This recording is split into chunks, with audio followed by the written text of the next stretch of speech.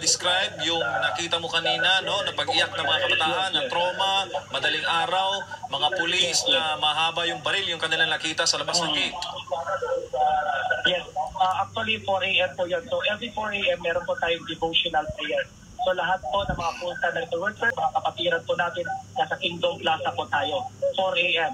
Then, pag doon pa po namin, may nakausli na po na ulo, yung gate po natin, malapit na po sa devotional area, yung main gate po dito sa Kingdom. Yung na po yung gate, at may nakadungo na po na ulo na naka-full battle gear. Doon na po, may terrain po tayo, takbuhan na po doon sa harap. So, may una po nakasampa, nagtaka ko may una nakasampa agad isang pulis na full battle gear, head to foot yan. Yung parang susulong ka sa gera, high power firearms lahat. Doon, inakyat ko doon kasi may nakaharang tayo na fire truck sa gate mismo. So, hinarang fire truck, umakyat siya doon, inakyat ko rin doon. Tapos, para kaming nagpatentero. Tapos, sigawan na po, "Sir, meron po kaming lawyer, maghintay po kayo."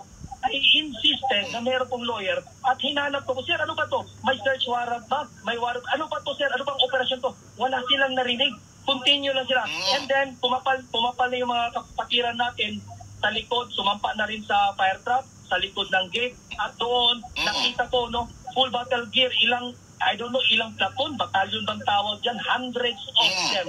Alam mo yung pinapadala sa bakbakan doon sa basilan sa mga rebelding NPA? Ganun po, sir, pag-arapalan at kabastos ang ginawa nila.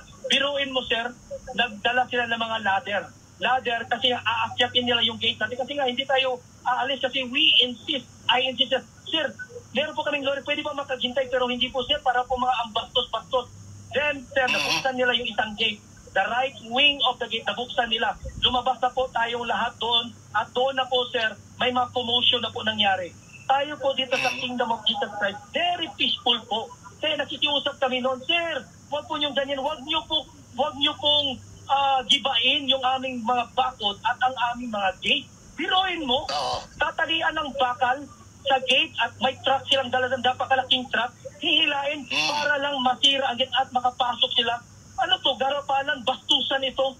We are peaceful human being here. Ang hinahanap lang namin, "Sir, ano bang operasyon to? May papel ba kayo sakita?" They are all silent. Sinabi pa namin, "Sir, may lawyer po kami, sir. Please, hintayin niyo po yung lawyer namin." Pero parang walang mga puso. Biruin mo, peaceful po, private compound po ito. Marami po dito pinapakain, tinutulungan ni Pastor mga full-time workers. May mga minority edad, mga kabataan na tinutulungan, mga anak ng full-time workers. Meron dito mga matatanda, 70, 80 years old, mga kabataan na tinutulungan ni Pastor na dito na nakatira sa loob ng Kingdom Compound. Private property po ito. Simbahan, church property po ito. At ang kanila na pong parang wala silang narinig. At nakabalandra yung mga lalaki nila mga baril. And we are unarmed.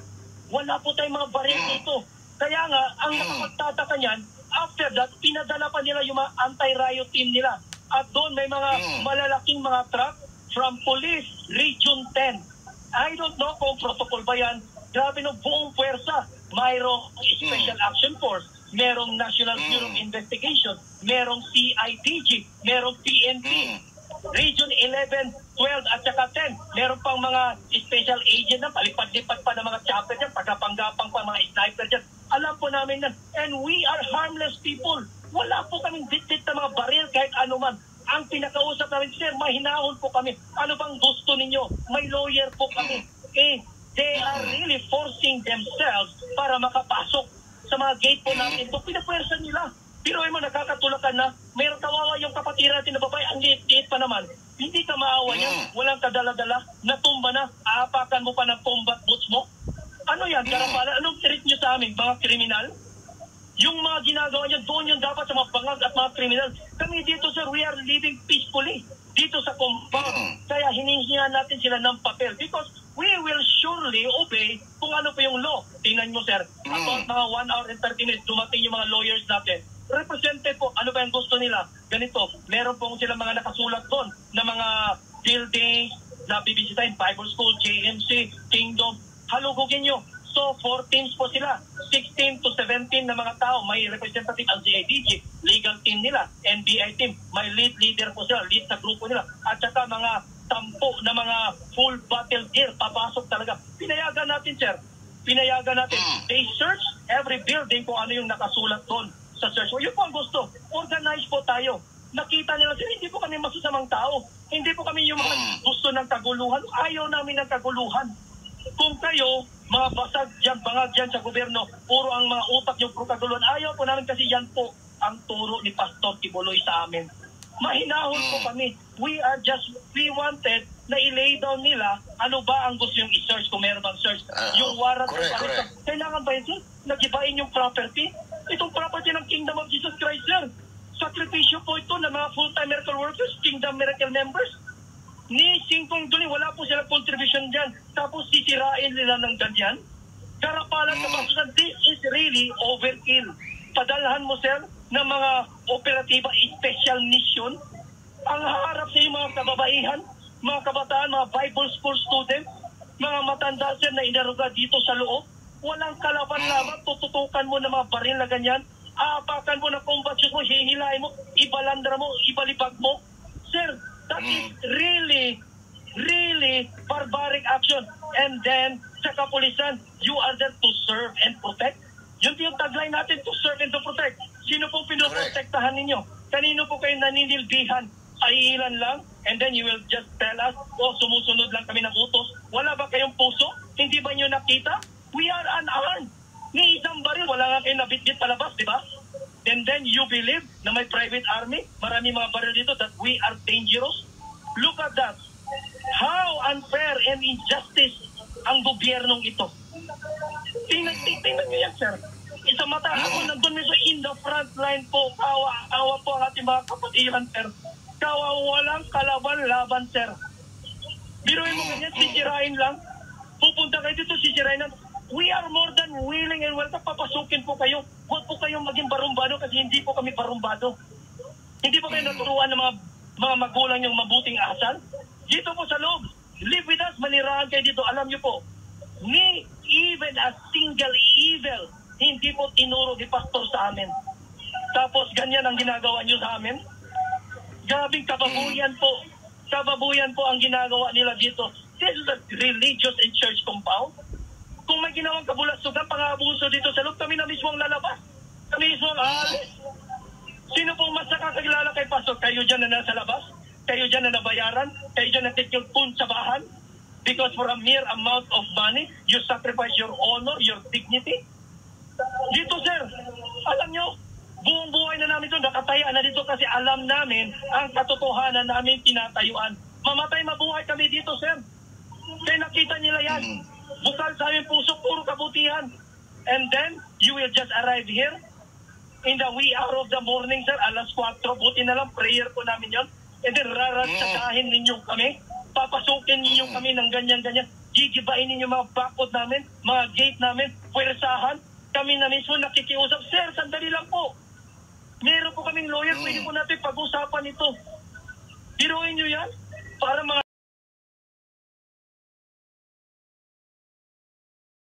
sabog, mga bangag. And I'm calling the attention sa inyo yung mga lead leader nila, team leader nila dyan, commanding officer nila dyan. Ganun ba tayo ang operation natin, sir? Kami na din so nakikiusap. Any building sa loob, you can search it. Pero sa loob, sir, dapat may lawyer. Dapat, sir, mayroong mga video, may media po tayo. Dapat nga, may barangay captain, may official para makita. Makita fair and square po tayo, sir. Bakit nyo gaganyanin kami? And then, ihaharap nyo sa amin. Try to imagine. Try to imagine. Yung mga nakita ko lang sa labas, sa movie. Yung full battle gear ka, may mga sniper, may mga machine gun, may mga granada. Everything, dinala nila, sir. At dito, walang kalaban-laban po kami, sir. Ang sa amin lang makiusap, mahinahon. Lay down everything. Gusto lang po namin makipag-usap. Ayaw namin ng gulo. And then you will force yourself inside.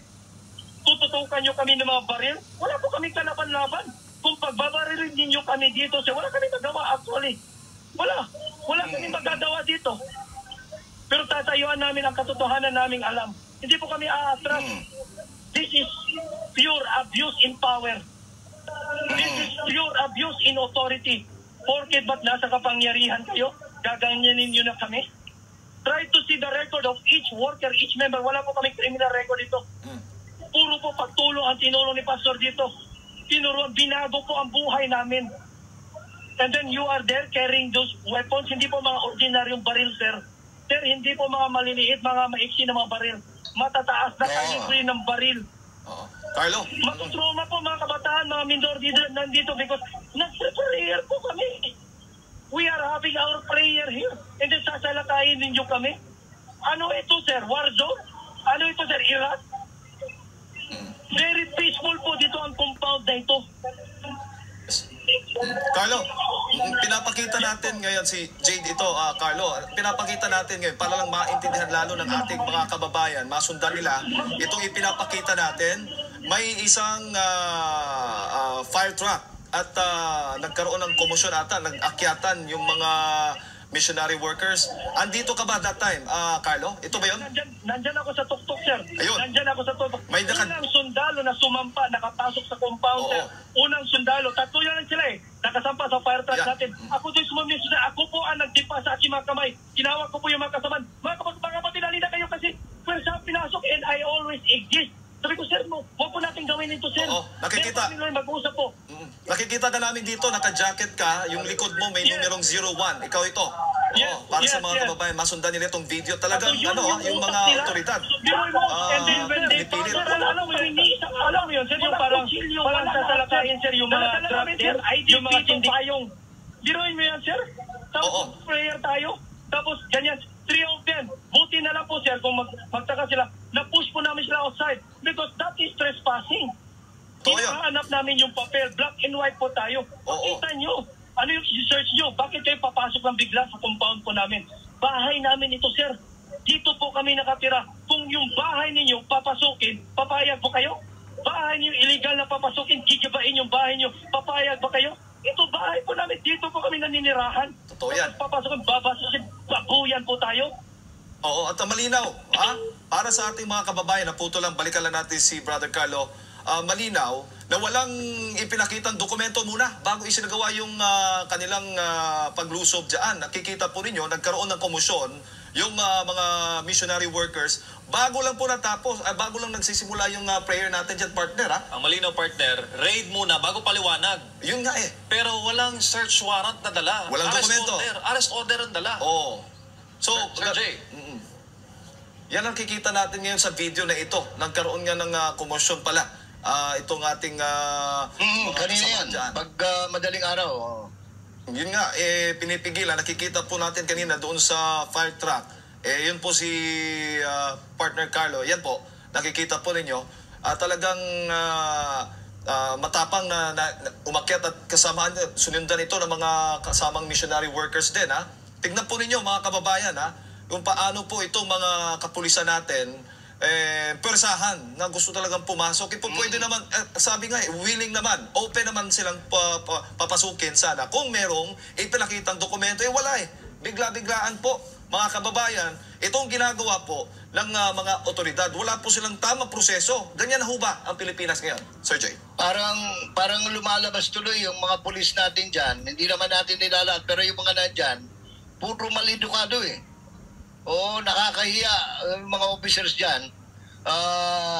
Kanina, mabuti na lang at may dumating na koronel na medyo siguro mas matino ang pag-iisip. Kasi itong mga ito, pag napag-utusan, hindi po kayo sundalo. Pulis kayo.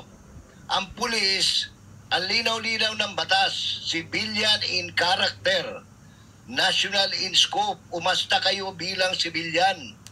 Wala na tayong sinusunod na batas dito, Sir Jay. Yung Kaya ginagawa nga, ng mga kapulisan dito, Kaya sabi ko nga, animal na tawag ko sa kanila eh. Dahil ugaling animal yung pinapakita nila eh. When you do not follow the law and you are supposed to be a law enforcer, you're no better than an animal.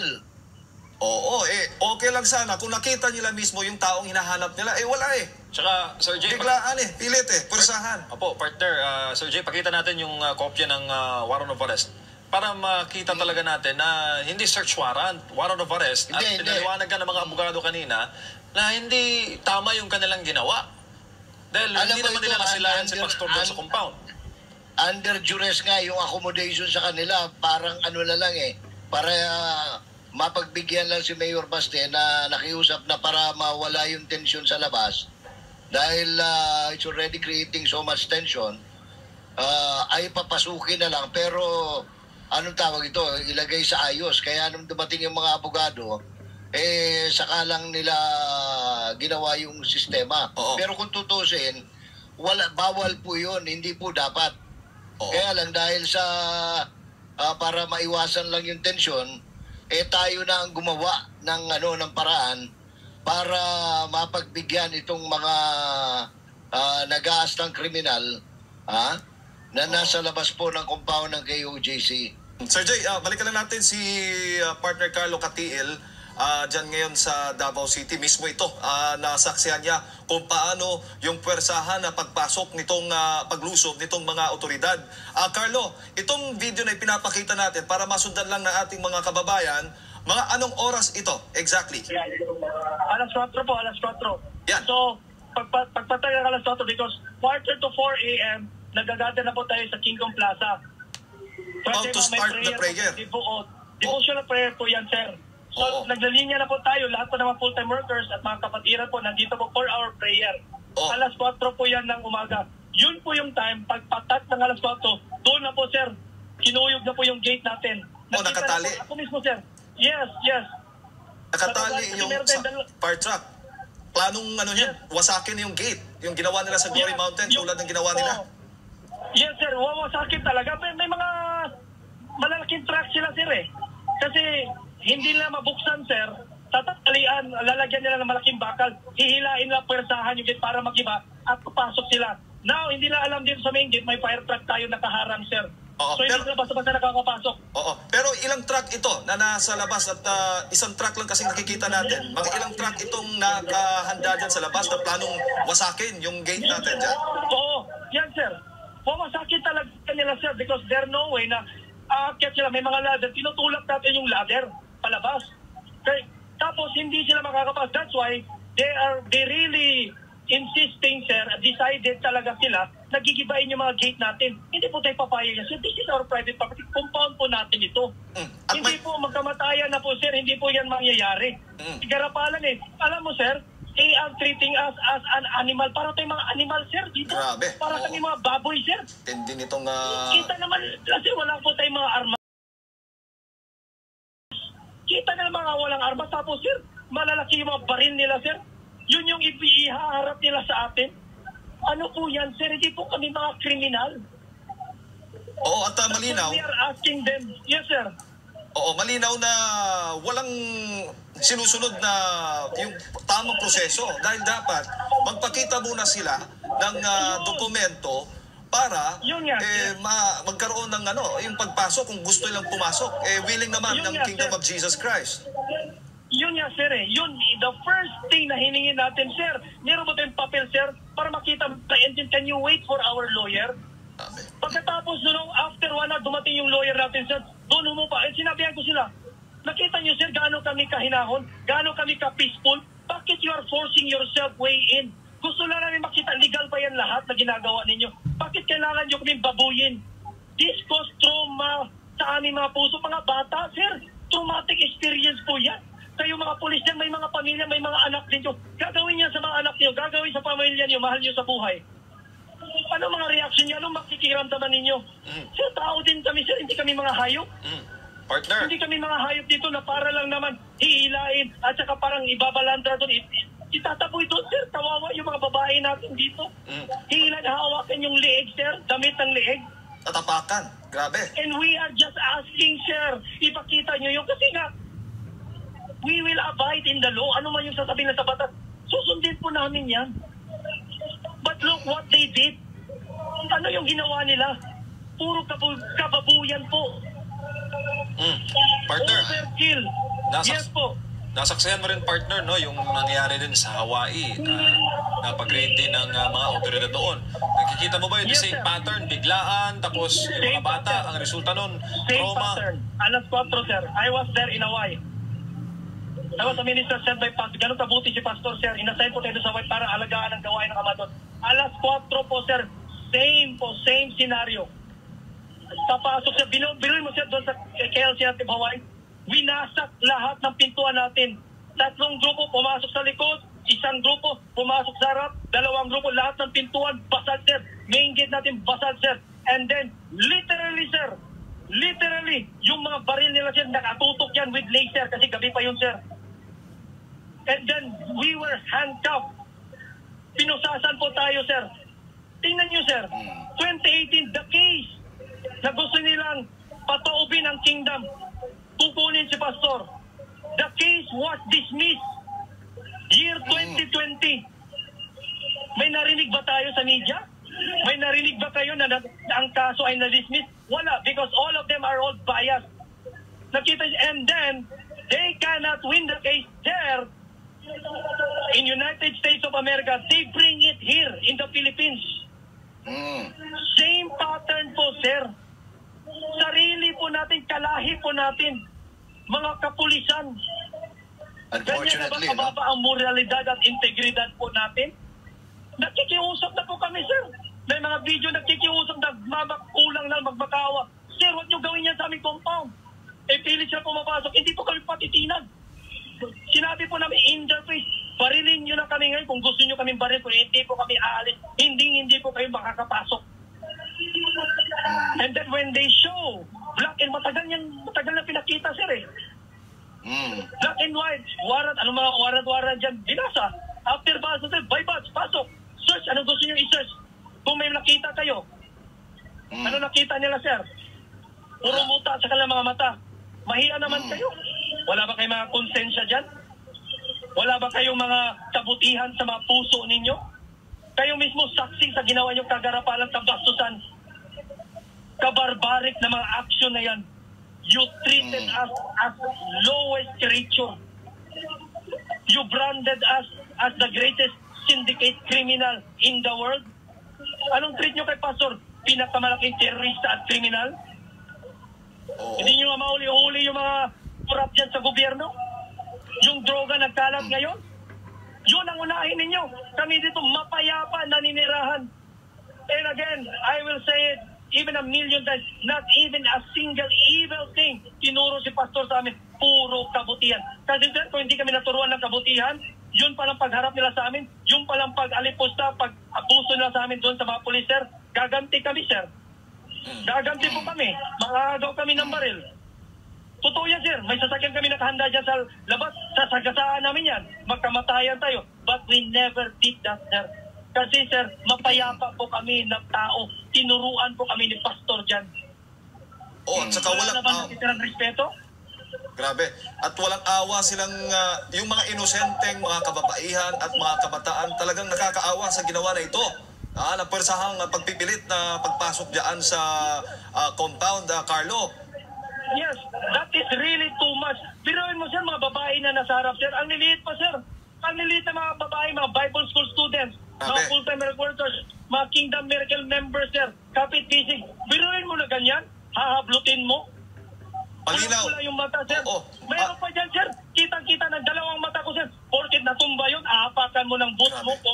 Kung yan ang gagawin ko sa mukha mo. But we never retaliate po, sir. Yun lang po, wala ni isa. The cameras will never lie. Too much po, sir.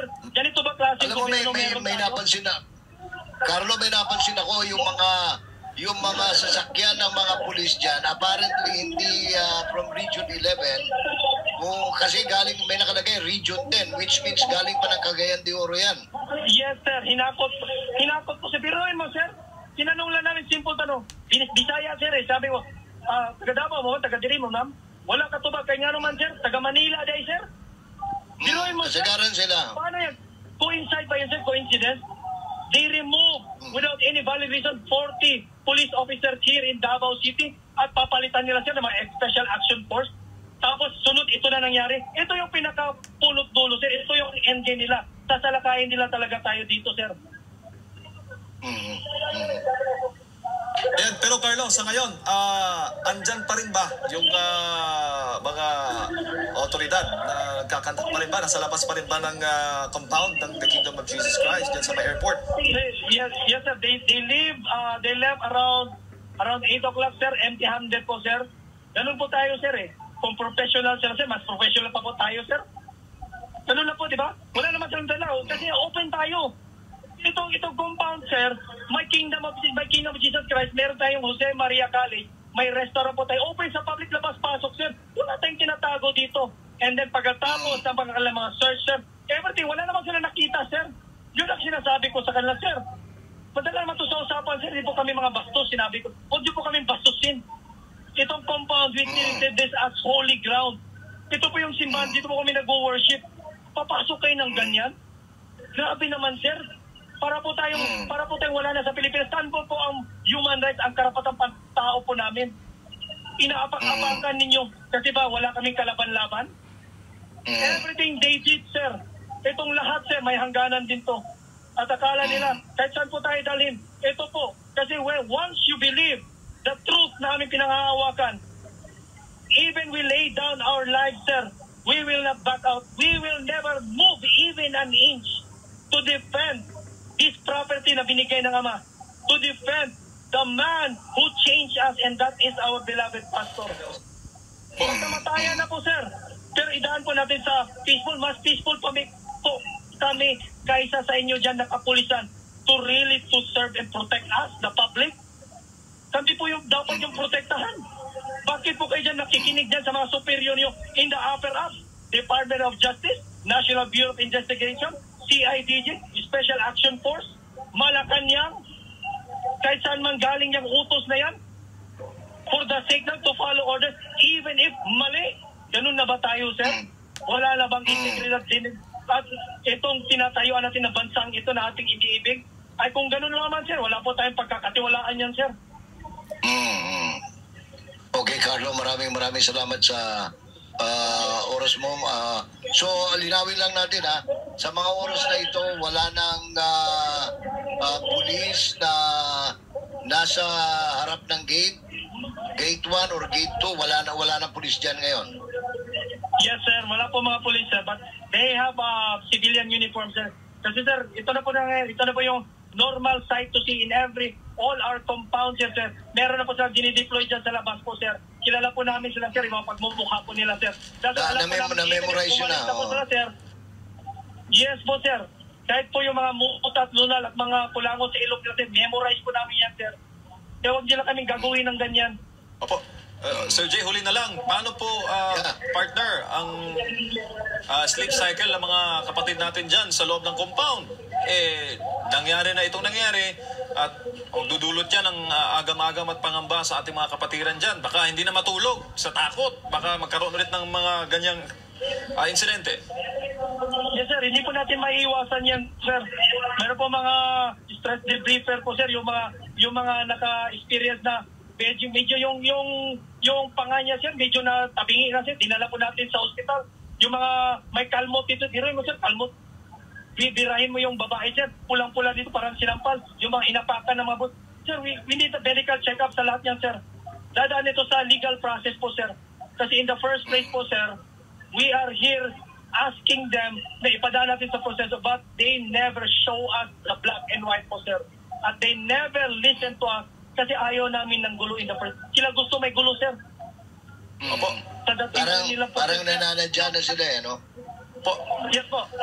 Opo, partner Carlo, attorney Sir Jay, maya-maya makakasama natin sa studio si attorney Sal Panelo at huling mensahe na lang ni partner Carlo sa ating mga kababayan, libo-libo nanonood buong mundo. Yes, nagpapasalamat po tayo unang-una sa ating dakilang Ama. Kung hindi po natin makuha ang hustisya dito sa lupa, meron pong hustisya sa langit, mga kababayan. Naniniwala po kami sa pag itinayuan mo kabutihan, tatayuan mo, mag-isa na lang po kami dito sa bansang Karian. At higit sa lahat po, magpapasalamat po kami sa mga pagtuturo po ng aming mahal na Pastor Apollo C. Kibuloy.